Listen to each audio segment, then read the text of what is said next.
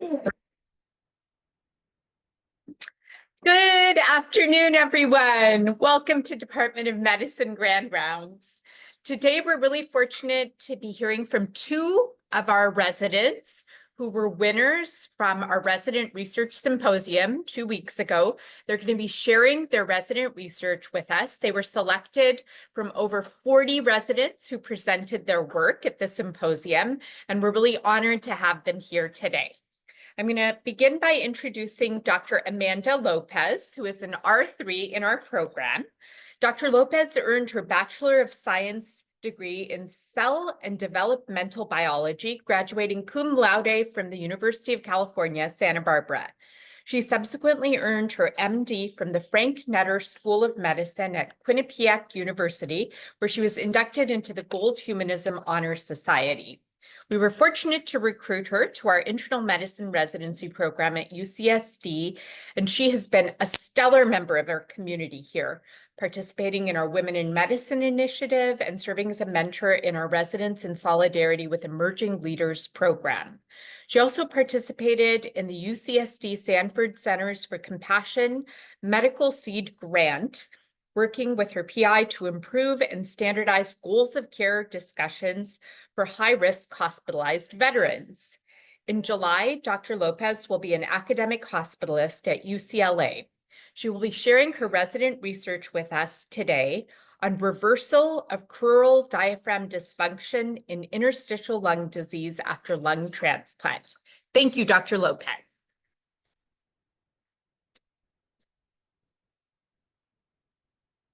Well, hi, everybody. Thank you, Dr. Jossel. That was a very nice introduction. It's nice to meet you all if I haven't met you before. As Dr. Jossel mentioned, my name is Amanda. I'm one of the third-year internal medicine residents here at UC San Diego.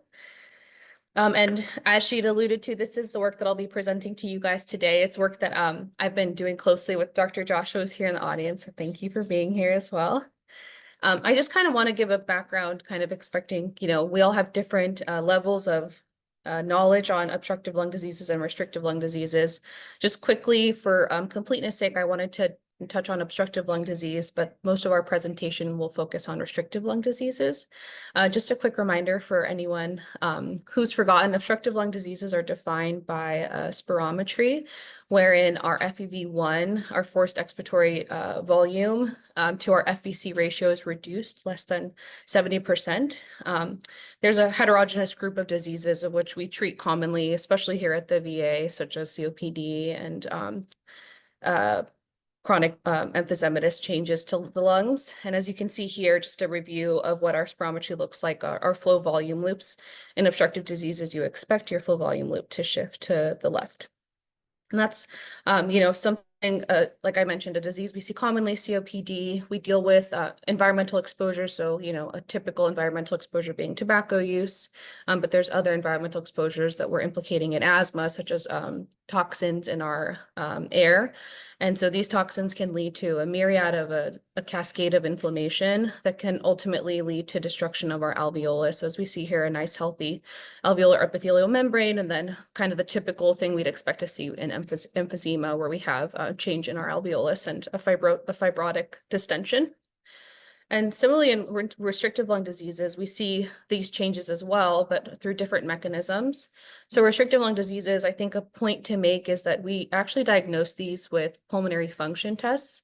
As an early intern, I think I didn't appreciate the distinction between spirometry and pulmonary function tests. And I think it's an important distinction to make when we're diagnosing patients that we may be suspicious for restrictive lung diseases. And so to note, the diagnosis of restrictive lung disease requires total lung capacity, usually under the 5th percentile or under 80% of the predicted value.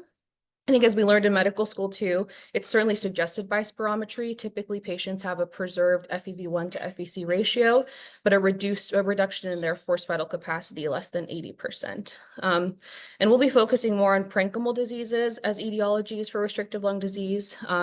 Typically I kind of remembered this as like our abbreviation soup. So different etiologies, including, typical interstitial pneumonias, idiopathic pulmonary fibrosis, hypersensitivity pneumonitis, all words that we've kind of come familiar with when we treat patients with interstitial lung diseases. And as you can see here in our flow volume loops, in restrictive patterns, the flow volume loop shifts to the right because our volumes reduce. And so kind of as I was touching on with obstructive lung diseases, our mechanism of disease is sort of similar where there's an inflammatory cascade and an aberrant reparative process. And so there's some sort of injury, maybe some predisposition genetically that leads to pathology like idiopathic pulmonary fibrosis, maybe recurrent infection, maybe inhalant exposures. You know, we always ask our patients with restrictive lung disease about bird exposure, about down feathers in their home. And so this sort of injury can lead to an aberrant reparative process and lead to the typical CT findings that we expect to see in patients with interstitial lung diseases. And so here, these first two photos, we're looking at a typical UIP pattern. So usual interstitial pneumonia. It's a radiographic finding that we associate commonly with IPF or pulmonary fibrosis. And we see kind of this honeycombing, scarring, and it kind of favors the bases. Notably, in this process of disease, we usually see that when the base of the lung is affected, it directly impacts the way our diaphragm can lengthen. And so you can sort of appreciate in this coronal view that the number of ribs, which we usually count to assess our diaphragmatic expansion, is decreased. And then just kind of here in this photo, just noting the NSIP pattern, which is another pattern that we associate radiographically with different types of interstitial lung disease. And so the focus of our research is actually looking at gastroesophageal reflux disease and interstitial lung disease. There's a high prevalence of gastroesophageal reflux disease in patients with ILD. Up to 88% of patients with interstitial lung disease have GERD.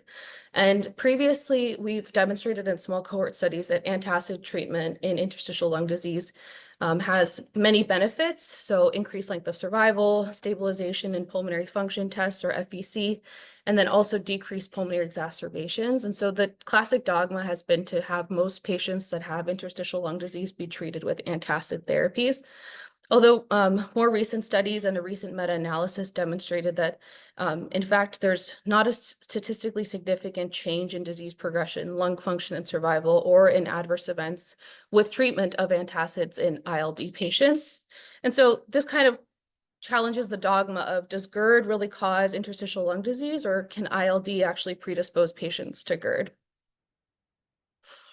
And so this is kind of how we maybe can propose that the diaphragm and interstitial lung disease can actually lead to GERD. And so this schematic demonstrates our esophageal gastric junction and the external and internal anatomic support. And so we can see here that we have our lower esophageal sphincter and the muscles that support the lower esophageal sphincter. And then what we have here is our diaphragm. So there's two portions of the diaphragm and they're muscle fibers that lengthen in a different way. This is the crural portion of the diaphragm that supports the esophageal gastric junction significantly. And then there's this costal portion as well. And then noting the phrenoesophageal ligament, this is another component of our esophageal gastric junction. And kind of in combination, these internal and external anatomic structures are what prevent GERD by giving us a nice strong EGJ. And then kind of noting again the paraesophageal ligament, which actually, in addition to the crural diaphragm, is implicated in sliding hiatal hernias, which is another really well-known cause of GERD. You know, as we all kind of know, a hiatal hernia is when the upper portion of our gastric fundus slides in and out of the hiatus of the diaphragm, usually during inspiration. And there are some known associations, including obesity. Some patients genetically just have a larger hiatal hernia, larger hiatus. And then this actually might be something we're seeing in interstitial lung disease as well. And so looking at kind of trying to understand mechanisms of GERD and ILD.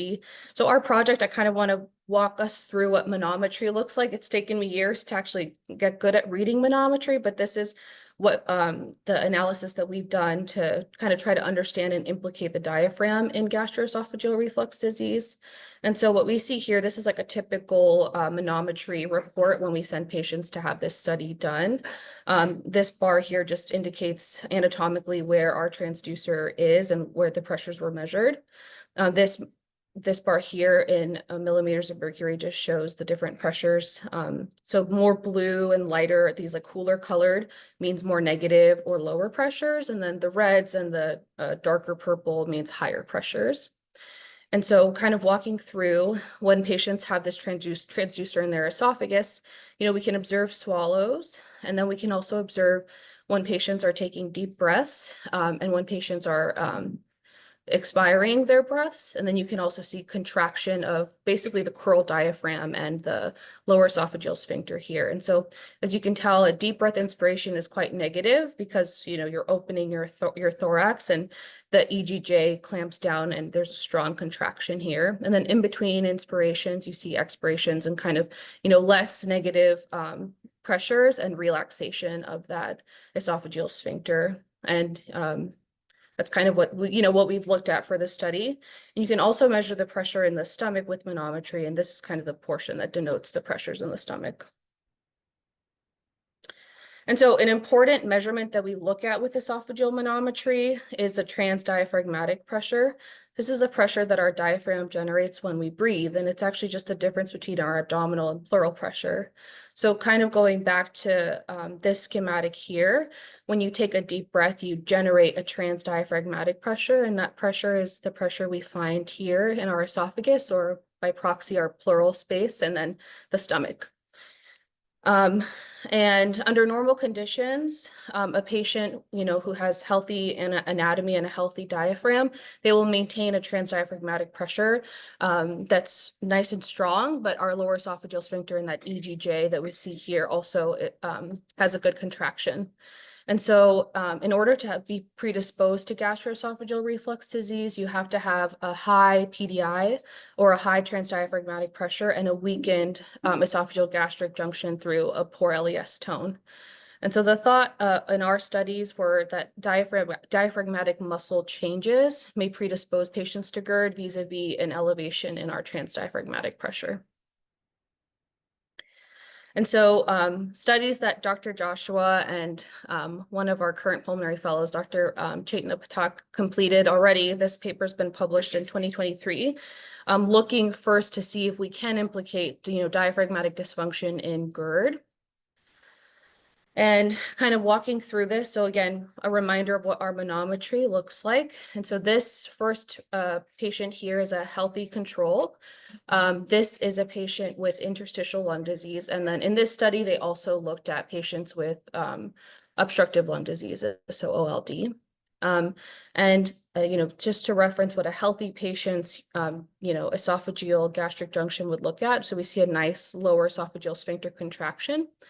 And what we did in this study, what they found in this study was, first off, patients, healthy controls demonstrate what we'd expect, a normal contraction of their lower esophageal sphincter. And when we graphically look at patients' strength of their esophageal gastric junction as compared to the transdiaphragmatic pressure, which we see here in red is our EGJ and in blue is our transdiaphragmatic pressure.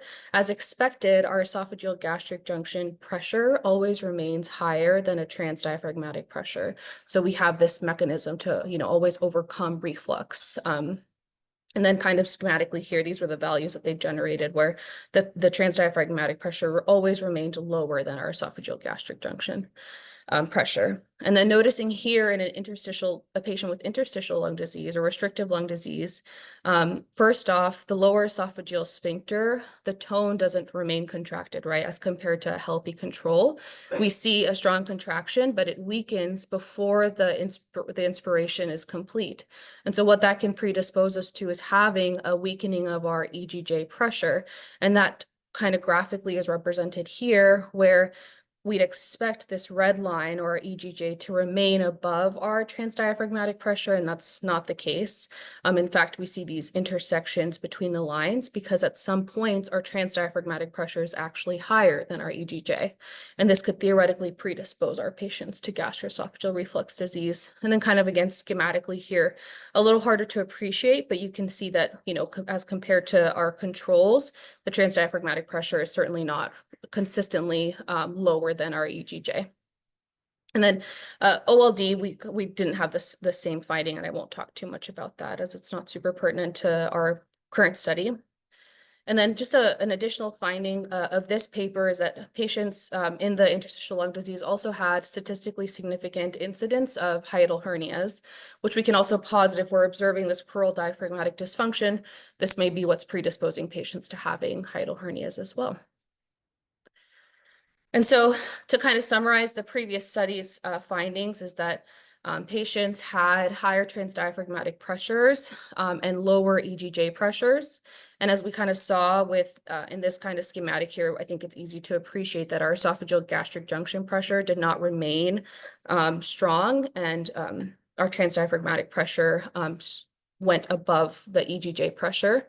We also found a greater frequency of hiatal hernias. And so these findings kind of made us wonder if there's a suggestion that patients with interstitial lung disease that have selective dysfunction of their crural diaphragm are predisposed to GERD for this reason. And so then the next question becomes, if we transplant these patients, would this potentially change the way our diaphragm can lengthen and reduce the predisposition to gastroesophageal reflux disease? And so this is a study that we completed. It was a retrospective chart review. We looked at patients that received lung transplants. We looked at their pulmonary function tests and esophageal manometry and confirmed that from pre to post transplant, there was an improvement in their pulmonary function tests. And so the comparative groups that we looked at were healthy controls, and then patients with interstitial lung disease that had confirmed improvement of pulmonary function tests. We, kind of expectedly excluded any patients that had abnormal PFTs after transplantation or had gastric surgery, such as for hiatal hernia repairs. And then these are kind of the numbers that we've been talking about a lot that we extracted from the manometry again. So transdiaphragmatic pressure, our EGJ pressure, those graphs that we were looking at where we look for intersections, we did that again. And then we looked at our manometry to see if we can identify any hiatal hernias in our pre and post transplant groups. And these are some of our findings. So our baseline characteristics, as you can kind of appreciate, that there was no statistical significance between our groups. And then as we can see here, our patients did have improvement in their pulmonary function tests after transplantation, noting most significantly the FVC improving after transplant. And then this demonstrates the differences in the EGJ and PDI pressures, which we measured. And so again, kind of drawing your attention to the changes in the esophageal gastric junction to transdiaphragmatic pressure ratios. It's a small number, but a statistically significant change where expectedly this ratio increases because our transdiaphragmatic pressure improved and decreased. And we saw that in both deep breaths and tidal breaths.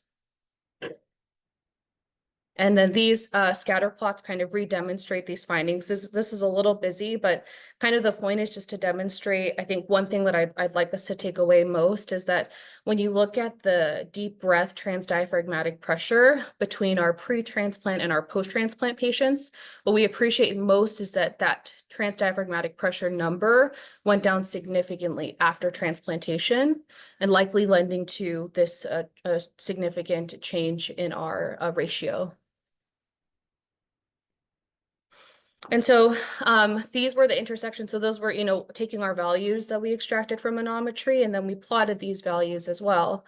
And so this is just a schematic representing one patient in which we found that pre-transplantation, an expected thing now, maybe a theme that we're getting accustomed to, is when patients are pre-transplant, they have a weak lower esophageal sphincter, as we see here. And what we're seeing as well is this intersection between our transdiaphragmatic pressure and our esophageal gastric junction. So there's a point where the strength of our lower esophageal sphincter cannot overcome the transdiaphragmatic pressure. As compared to post-transplantation, we see kind of similar to what our controls looked like, where the transdiaphragmatic pressure remained lower than our esophageal gastric junction pressure.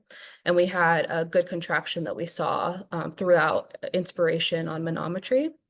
And this is just a kind of a numerical schematic of the patients that had these intersections that we kind of note here as a proxy for transdiaphragmatic pressure rising above EGJ. And so in our pre-transplant group, there was, this number of occurrences of intersections, and post-transplantation, we saw a resolution of the intersections. And then another interesting finding that was sort of redemonstrated from the finding in the previous study was reduction of hiatal hernias after transplant. And so just another representation of what a hiatal hernia looks like on manometry. As we see here, typically the crus of the diaphragm and the lower esophageal sphincter contract together. And what we appreciate is the difference between the two. So this is now our lower esophageal sphincter and the crus of the diaphragm. We can see that difference. And here they are contracting together. And this is the absence of a hiatal hernia. And in these patients, we did see a reduction in the incidence of hiatal hernia before and after transplantation. And so from our work, what we're concluding now is, this early study shows that after lung transplant, we see most significantly a decrease in our transdiaphragmatic pressure and an improvement in our esophageal gastric junction pressure, which ultimately led to normalization of our EGJ to PDI ratio. And in these cases, we found that after transplantation, a healthy diaphragm could help maintain the transdiaphragmatic pressure, and the lower esophageal sphincter tone was not overcome by an increase in the diaphragm pressure. We also noted a reduced incidence of hiatal hernia in this population. And so kind of an early conclusion that we're making is lung transplant may potentially correct the crural dysfunction that we see in interstitial lung disease, whereby reducing occurrences of GERD in these patients. And so kind of next steps, even right after this grand rounds, I plan to continue our study. We have a lot more charts to review. So we'll continue this retrospective review and kind of strengthen the finding, hopefully, with more samples. And then eventually the goal would be a prospective study where we have patients that are pre and post transplant, where we can kind of directly see this relationship in the same patient. And then, another interesting thought is looking at mice models that have interstitial lung disease or obstructive lung disease and transplanting them and seeing if we observe this change in mice models as well. And then I just have my references here. We can go back if anyone has questions. And I just want to make sure I thank Dr. Joshua more than anything, because she's been a mentor and has supported me through these few years. And it's been very helpful to Dr. Mittal, Dr. Malhotra, who have helped guide me through the research as well. Dr. Jassel, who's helped me prepare for this presentation and has been a great mentor through all of residency and to our residency, because this residency is the best.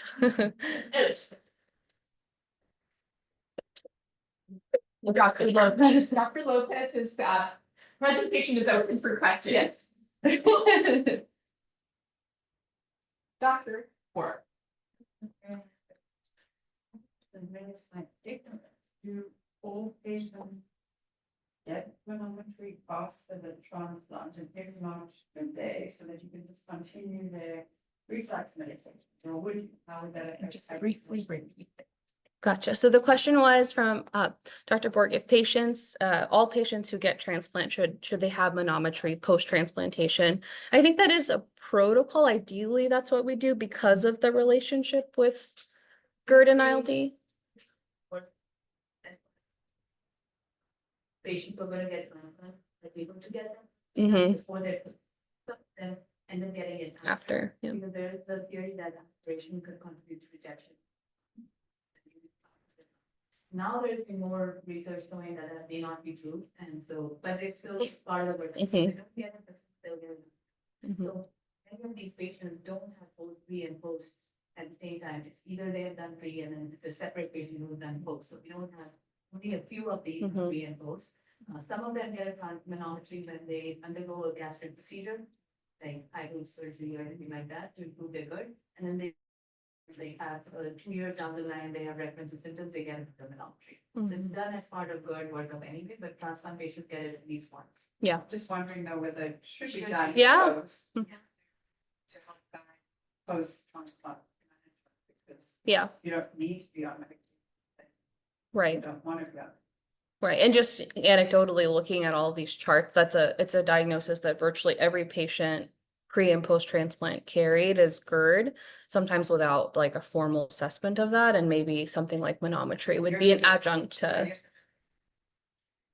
Yeah, right. Yes, yeah, most do. That would be ideal for us for our data set to get more patients. Yeah. At least one time, right? And that's the one that the acid reflux That's exactly what we want to show the actual outcome of this, whether there's actually reduction in their numbers. But not everybody gets it post and pre, so we keep that perspective. That's the hard thing too, is these diagnostics are like very intensive for patients. You know, it's a nasogastric probe for your manometry, and then the Bravo study, you need an endoscopy. So I can imagine it's also logistically just difficult, but in an ideal world, they'd all have it done. The numbers like 17, right?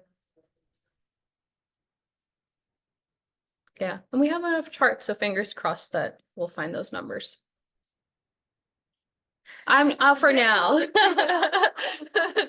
The baby changed my whole world, so I'm gonna have the little guy first, and that's probably the next step. Yeah. Dr. Ripken.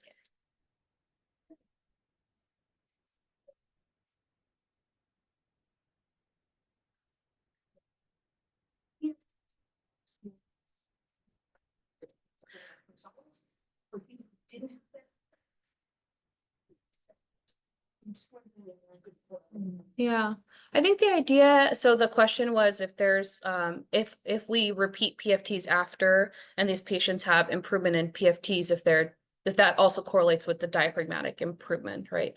So I think that, so because the idea is that if you have like especially this basilar predominance of fibrosis, it's not actually affecting the diaphragm, it's that it's pulling the diaphragm and not allowing it to kind of stretch the way we'd like it to. So thinking of like a Starling curve of like a muscle needs to be positioned well to be able to reach its full stretch. So theoretically, if their PFTs are improved and normalized, then the diaphragm can do what it needs to do, because the diaphragm is not actually damaged. It's just kind of malpositioned in the setting of the interstitial lung disease. The chest that they would say Mhm. you see really rapidly that. But it's a point we should look at patients who do not yet completely improved. This remain at this point. Yeah, that's true. Thank you for this outstanding presentation. I know, I was like, no. Next, it's my pleasure to introduce our next presenter. Dr. Jacob Naiman is an R2 in our program. Dr. Naiman earned his Bachelor of Science degree in Human Biology with a minor in Theology, graduating cum laude from Biola University. He then earned his MD from Albany Medical College, where he was inducted into the Alpha Omega Alpha Honor Society and the Gold Humanism Honor Society. We were fortunate to recruit him to our internal medicine residency at UCSD, where he's been an outstanding member of our community. He was recently nominated for the UCSD School of Medicine Resident and Fellow Teaching Award. Dr. Naiman is going to be sharing his resident research with us today on prognostic impact of IgM paraprotein in patients with CLL in the era of targeted therapy. Thank you, Dr. Naiman. All right. Hello, everyone. My name is Jacob Naiman. I think I've met most of you in this room. And today, thank you, Dr. Jassel, for that excellent introduction. I'm going to be talking about the prognostic impact of IgM paraprotein in patients with CLL in the era of targeted therapy. We're going to do a little camera adjustment because I'm slightly taller. All right. So no conflicts of interest for this talk today. Just starting out with a little background on CLL. It is the most diagnosed leukemia in the United States. So it represents nearly 25% of all leukemia diagnoses. And often when we're learning about CLL in medical school, it's taught as this very indolent disease that kind of sits in the background in our elderly patients. In reality, it's actually quite heterogeneous. So there are patients who experience very rapid time to treatment, where they require more aggressive therapies earlier. And there's been a lot of work going on in the last several years determining which patients are going to require those treatments earlier and which patients have that more classic indolent style disease. Some of the major prognostic factors of this aggressive transformation that we see are cytogenetic profiles, things like the del17p, and then the immunoglobulin heavy chain variable region mutational status, which is a mouthful, but that is the IGHV is what we refer to that as. I have a figure of an IgM pentamer there. The variable region is pointed out, and essentially the mutational status of that is strongly correlated with time to treatment. And then DNA mutations, TP53 being a notable one that many of us learned about in medical school. And the one we're going to be talking about today is the IgM paraprotein. And so going back a little bit, what is an IgM antibody? So IgM is the first antibody subtype produced during the primary immune response. It's responsible for much of our humoral immunity. It travels in a pentamer form throughout the serum, and its main job is to activate complement. It also has a monomeric surface form that is a component of the B cell receptor and is crucial in our antibody response from that point forward. And so as a prognostic factor, it was mostly studied in the era of chemoimmunotherapy. And these are therapies basically that are a combination of immunotherapy like rituximab with chemotherapy like cyclophosphamide and fludarabine. In this era, it was identified to have a 58% risk of requiring treatment within 5 years of diagnosis. For reference, in the general CLL population, it's around a third of patients will require treatment in that same time frame, so nearly double. And then this figure is a Kaplan-Meier curve just from Zhu et al. In 2011, demonstrating that patients with CLL with the IgM paraproteinemia, or that elevated serum IgM, which is the green curve, had a much lower or shorter time of overall survival versus patients without. And so through these multivariate analyses and combinations of these studies, we've seen that it is a predictor of shorter treatment-free survival. One possible mechanism for this is a little interesting. So CLL cells produce the IgM paraprotein. That IgM paraprotein can then undergo endocytosis back into the cell. Once it's in the cell, it actually can be re-expressed on the surface. So that serum paraprotein is now being re-expressed as a surface IgM, and it can participate in the B cell receptor signaling. That B cell receptor signaling is pro-proliferative, so it's going to cause that CLL cell to divide and create more monoclonal CLL cells, as well as leading to further IgM paraprotein production. And so you can picture this kind of vicious cycle of it ramping up with more rapid expansion based on this endocytosis and then inclusion in the BCR. And so going over the treatment of CLL, how it's been treated classically, I mentioned this briefly before, but usually or previously it was the chemoimmunotherapy regimens. So these were things like fludarabine with cyclophosphamide plus rituximab.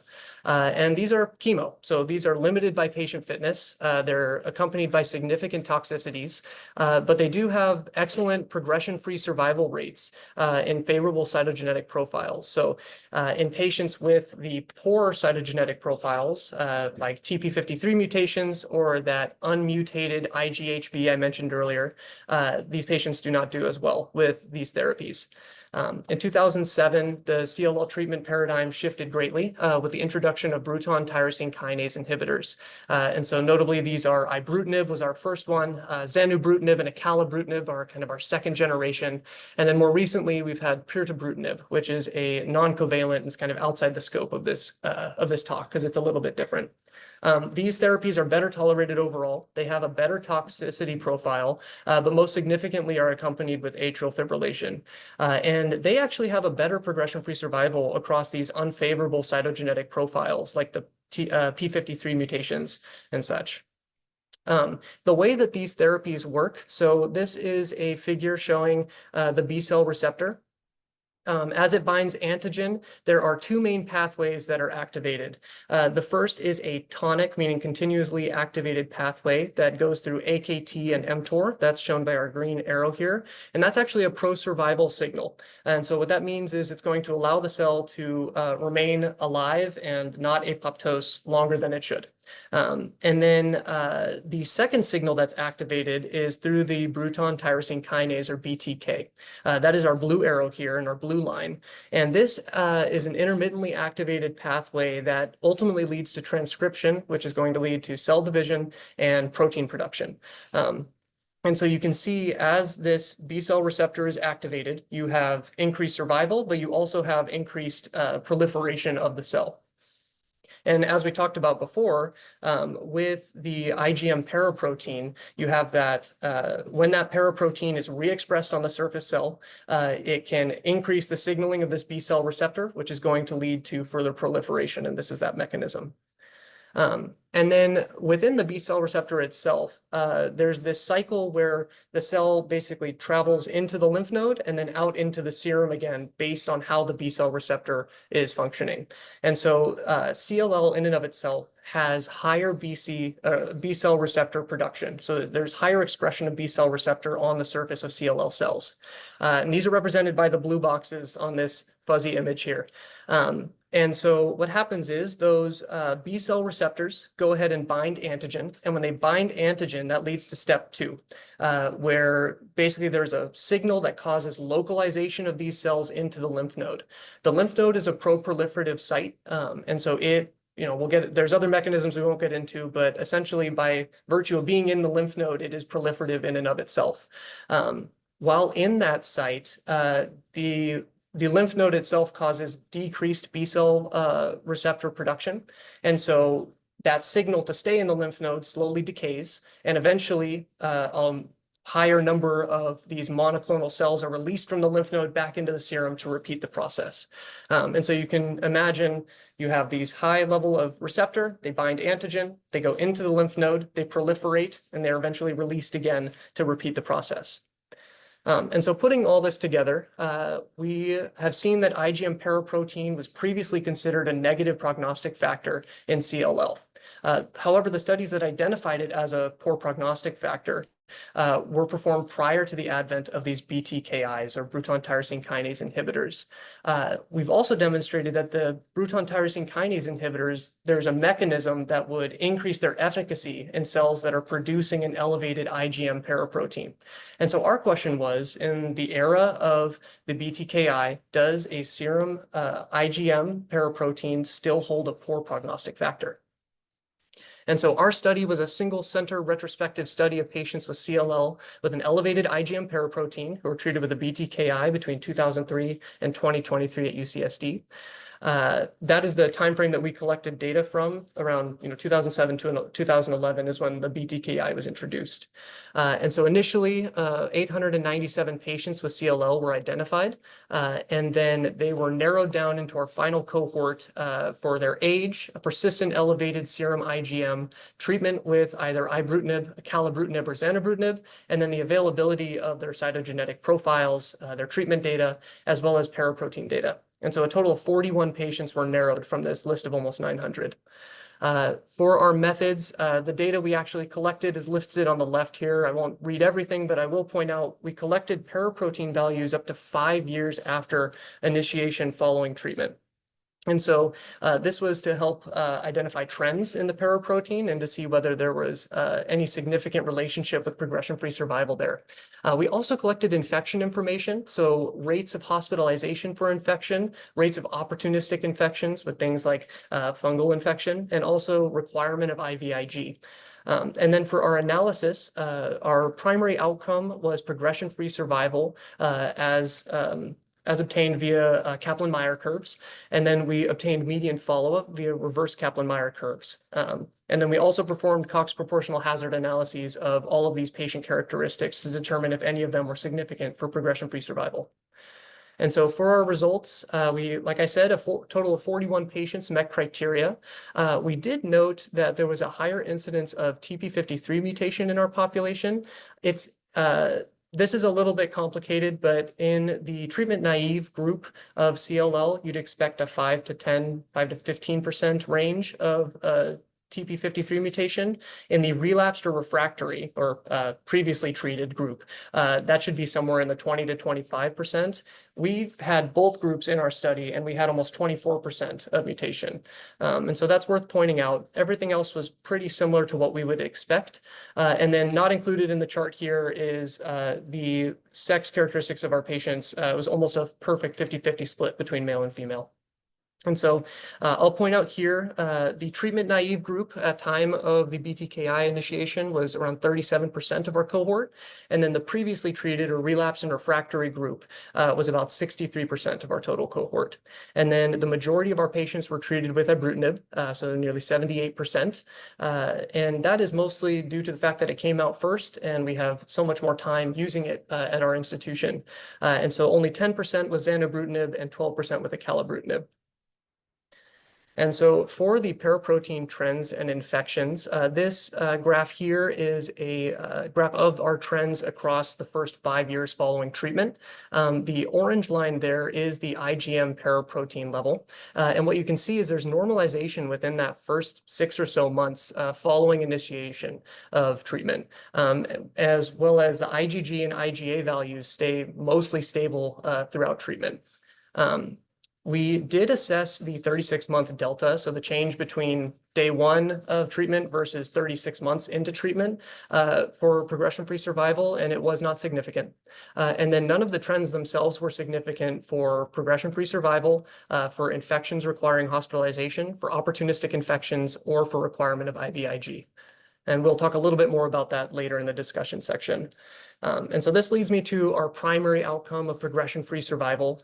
And so going through these are our Kaplan-Meier curves. Curve A is the survival of our cohort, our entire cohort following BTKI initiation. And our entire cohort had a progression-free survival of 82 months. When we separated them into the treatment naive and the relapse refractory or previously treated groups, that was where we had some interesting results. So that is graph B here. The median progression-free survival of our treatment naive group was not reached at 48 months of follow-up.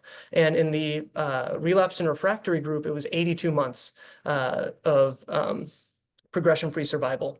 And so those numbers are a little bit meaningless on their own, so I can put them in some context based on historical data. And so these are 3 landmark studies that have come out over the last 10 to 15 years for BTKIs. The first one on the left is the RESONATE-2 study. This compared ibrutinib versus chlorambucil and was actually, I think, involved. UCSD was heavily involved in this study. It looked at treatment-naive CLL with no TP53 mutation, so a very favorable cohort. And median progression-free survival was not reached at median 8-year follow-up. This actually just came out of ASH last year. And the 9-year progression-free survival rate was 49.7%. Meanwhile, in the Alpine study, this looked at relapse and refractory CLL treated with ibrutinib versus zanubrutinib. And what they found was that ibrutinib had a median progression-free survival of around 34.2 months. Zanubrutinib did not reach a progression-free survival at a median follow-up of 29 months. And then finally, we have the ELEVATE-RR study. This was ibrutinib versus acalabrutinib, also in relapse and refractory CLL. And both of these studies were all comers as far as mutational status. And what they found is that ibrutinib and acalabrutinib both had progression-free survival of 38.4 months with a median follow-up of 40.9 months. And so this is basically that same table with our comparison next to it. What you can see is that our treatment-naive group also did not reach a progression-free survival at 48 months of follow-up, which is longer than we have for both Alpine and Elevate. Whereas our previously treated or relapsed and refractory group had a progression-free survival of 82 months in comparison with 38.4 months and then not reached in the zanubrutinib arm at 29 months of follow-up. And then also our follow-up is longer than both Alpine and Elevate as well. And so the pretty significant results, I think something looking into them as we were investigating reasons that there may have been such significant results, there's a similar entity to CLL with an IgM paraprotein called Waldenstrom's macroglobulinemia. Again, things that we've all heard about from boards as far as hyperviscosity syndrome is usually what people will know this for. But this is a very rare leukemia or lymphoma, and it is defined as it's a lymphoplasmacytic infiltrate, meaning it has both a lymphocyte component and a plasma cell component of its monoclonal cell profile. It is also defined by an IgM monoclonal protein, and there's a specific mutation that it primarily holds called the MyD88 mutation. So we actually excluded patients with MyD88 in our cohort just in case they were maybe improperly diagnosed Waldenstrom's macroglobulinemia. The reason I bring this up is that Waldenstrom's with BTKI initiation has actually had really remarkable results as well. So 2015, there was a study in the New England Journal of Medicine for ibrutinib in relapsed and refractory Waldenstrom's. It had a 2-year progression-free survival of 69.1%, and the historic chemoimmunotherapy ratios for that treatment were 66% and 53% for those two specific treatments. In 2020, the Aspen study compared ibrutinib versus zanubrutinib in this same population, and again, 42-month progression-free survival progression-free survival rates of 78% for zanubrutinib and 70% for ibrutinib. So still significantly outperforming chemoimmunotherapy. There is another mechanism that has been noted within Waldenstrom's where they have mutations in the STAT5A-B pathway. This is separate from that B-cell receptor pathway we spoke about before. And in Waldenstrom's specifically, it has been shown to increase IgM paraprotein production. The reason I mention this is Bruton tyrosine kinase inhibitors have some off-target activity on that pathway. There was a study in 2007 going over the cytogenetic profiles of CLL that found that CLL cells with this STAT5 mutation, it doesn't lead to an IgM paraprotein, but that study didn't specify for CLL with IgM paraprotein itself. So it may be that there is a new entity here or an entity that is different from general population CLL. And I'd be interested to see further study into this STAT5A pathway as a possible shared mechanism for why both Waldenstrom's and this CLL with IgM paraprotein had such strong responses to BTKIs. So limitations for our study. This was a small study. It's only 41 patients total. I believe that this underpowered both our Cox proportional hazard analyses. The efficacy between BTKIs was not able to be assessed because we had such small values. And I think our paraprotein trend values were not able to be assessed. This was single center, so it represents our population and care practices at UCSD. And then there was difficulty with availability for data. So paraprotein data it was not available oftentimes all the way to 5 years out after initiating treatment. And so that limited our analysis. For future directions, as I mentioned before, I'd love to expand analysis with a larger multi-institutional data set, and then further benchwork elucidating the role of IgM paraprotein in CLL.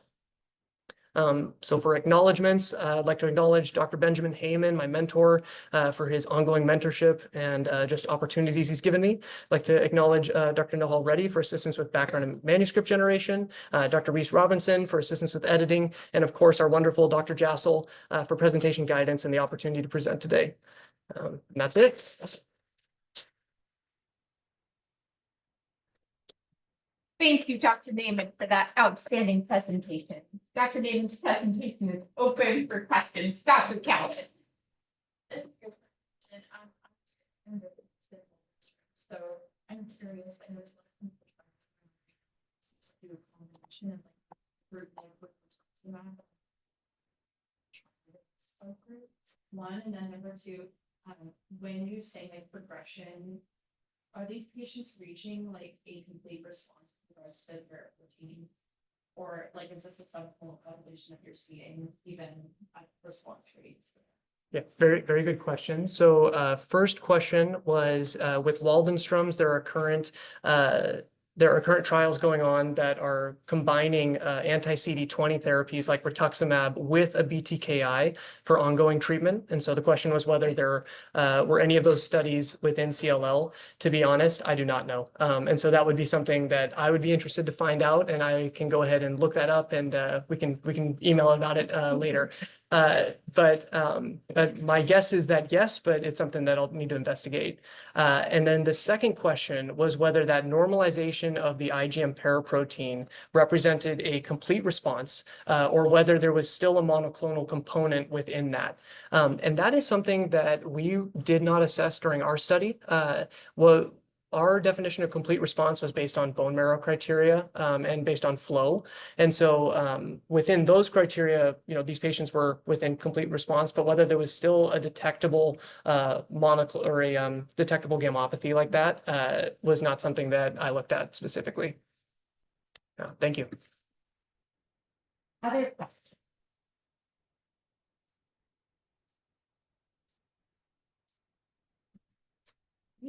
Well, if there are no further questions, I want to congratulate both of our presenters for doing a terrific job today. And I hope you will all return next week for another outstanding Grand Rounds presentation by Dr. Butler. Well done. And try to please very nicely, that was.